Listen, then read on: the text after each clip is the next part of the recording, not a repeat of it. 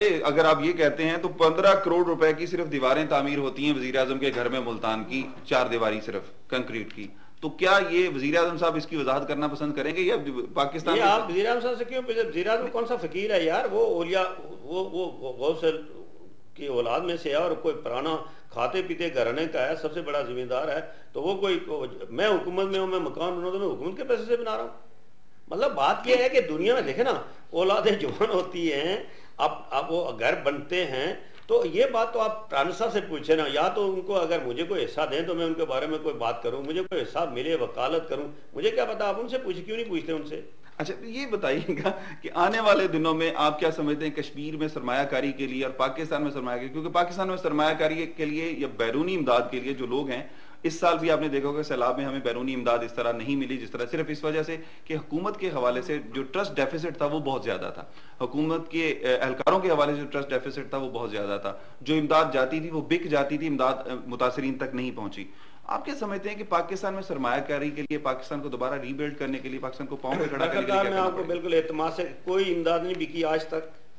میں اس کا آئی وٹنس اس لیے ہوں کہ زلزلے میں یہ ہوا کیا. دیکھیں نا، اب ہر بات کو ایک ایشو بنا کے ہم خود لوگوں کو روکتے ہیں. صحیح بھائی بات یہی کہ ایک ٹرک آئے، ایک دیہاتوں میں جانا، شہر والے ہیں لوگ، پبلک اس کو لیتی ہے اپنی ضرورت کے مطابق، ضرورت مند ہے تو وہ آپ ڈائریکٹ حکومت کے کھاتے میں ڈال دیتے ہیں. ایسا نہیں ہوتا.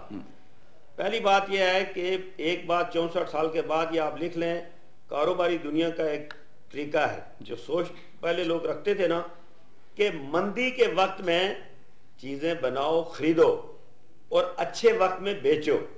پاکستان کا بزنس مین جو میں نے دیکھا ہے، جس ذہن کے ساتھ اب وہ کھڑا ہوا، یہ اس کا میں نے کبھی نہیں دیکھا. میں چونکہ سندھ کا، کراچی کا بڑا جاندار طریقے سے رہنے والا آدمی ہوں، آج بھی ہوں انشاءاللہ، بزنس مین چھوٹی موٹی کی ہے.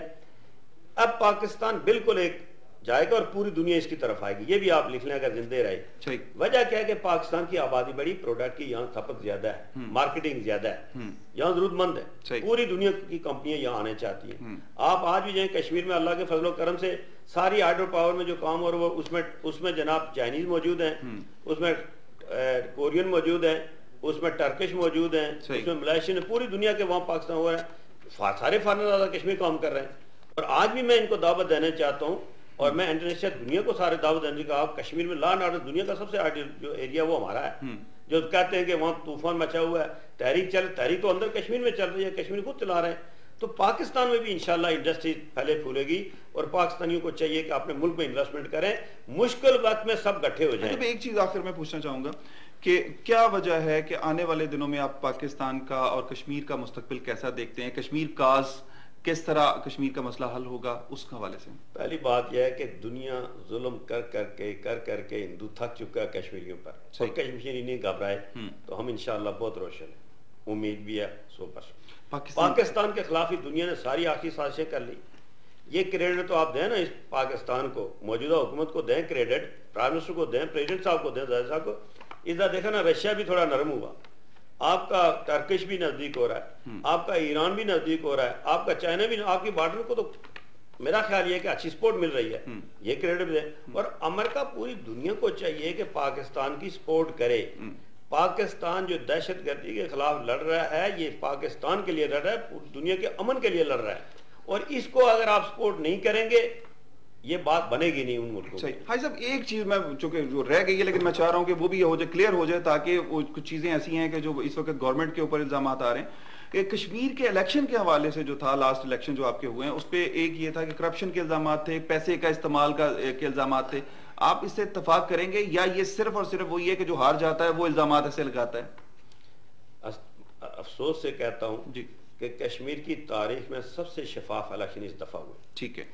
کسی جگہ کرپشن کا، بھائی آپ پاکستان پیپلز پارٹی کے کینڈیڈیٹوں کو دیکھیں تو میں یقین اور اعتماد کے ساتھ کہتا ہوں کہ پارٹی نے، یہ سارا کریڈٹ کشمیر کا جاتا ہے محترمہ فریال طالپور کو. ٹھیک، یہ بات سریعام کہتا ہوں. اس میں ہماری پارلیمنی بورڈ تھا، میاں منظور بھٹو صاحب وزیر امور کشمیر تھے، خورشید شاہ صاحب تھے، راجہ پرویز رشید صاحب تھے، کارا صاحب تھے، اور آزاد کشمیر سے میں اس پارلیمنی بورڈ کا ایک ممبر تھا. اور اسی طرح ہمارے پرائم منسٹر تھے، سیکرٹری جنرل تھے، اور سینئر منسٹر تھے. ٹھیک. پہلی بات یہ ہے کہ آپ جا کے لوگوں کو تو دیکھو کہ بھائی وہ کون سے لوگوں کو ٹکٹ ملے. جن کو پاکستان پیپل پارٹی کے ہم شکر گزار ہیں، انہوں نے فنڈنگ ان کو کی ہے، جیبوں سے کی ہے. وہ غریب لوگ تھے، ان کے پاس پیسے، ان کے پاس گاڑی نہیں ہے اپنی. کرپشن کون سے کریں؟ کوئی بندہ یہ انگلی اٹھا کے نہیں دے سکتا کہ ٹکٹ بکے، کوئی بندہ ثابت کر دے. کہا یہ جا رہا ہے کہ ووٹ جو ہیں بے نظیر انکم سپورٹ کے جو فنڈز تھے اس کے ذریعے. بھائی وہ تو سروے ہوا میرے وقت میں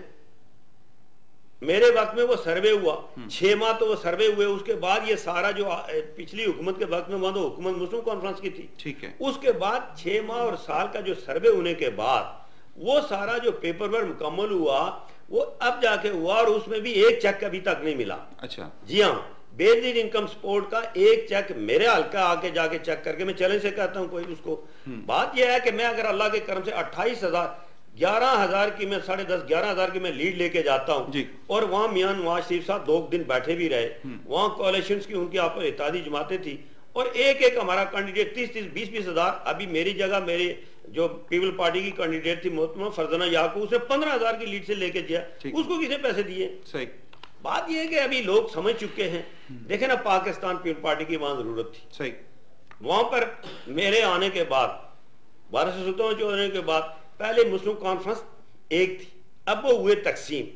نون لیگ بن گئی اور مسلم وہ ہو گئے کم، پیپل پارٹی ہم سارے گٹھے ہو گئے، ہم 100% میجارٹی میں سیٹیں لے گئے.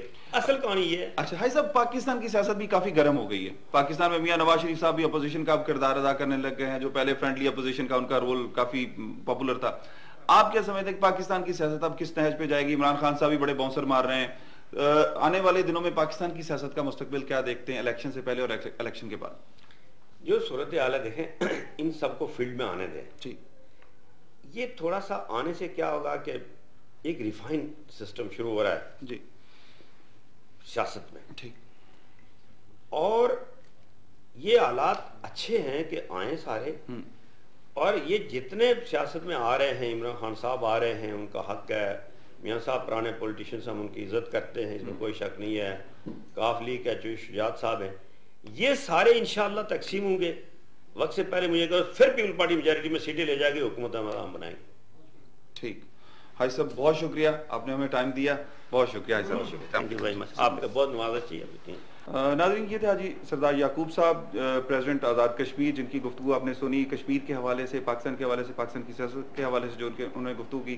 آپ نے اس سے یقیناً استفادہ کریں گے. حاج صاحب کے لیے ہم دعا گو ہیں کہ حاج صاحب اسی طرح جس طرح انہوں نے کشمیر میں اس طرح پاکستان کی کشمیر کی سیاست کو انہوں نے زندہ رکھا اور وہاں رہنمائی کرتے ہوئے کشمیر کے عوام کی فلاح و بہبود کے لیے کام کریں، اسی طرح پاکستان کے سیاستدان بھی اپنے عوام کی فلاح و بہبود کے لیے کام کرتے رہیں. اپنے میزبان میاں طارق کو اجازت دیجیے. اللہ نگہبان.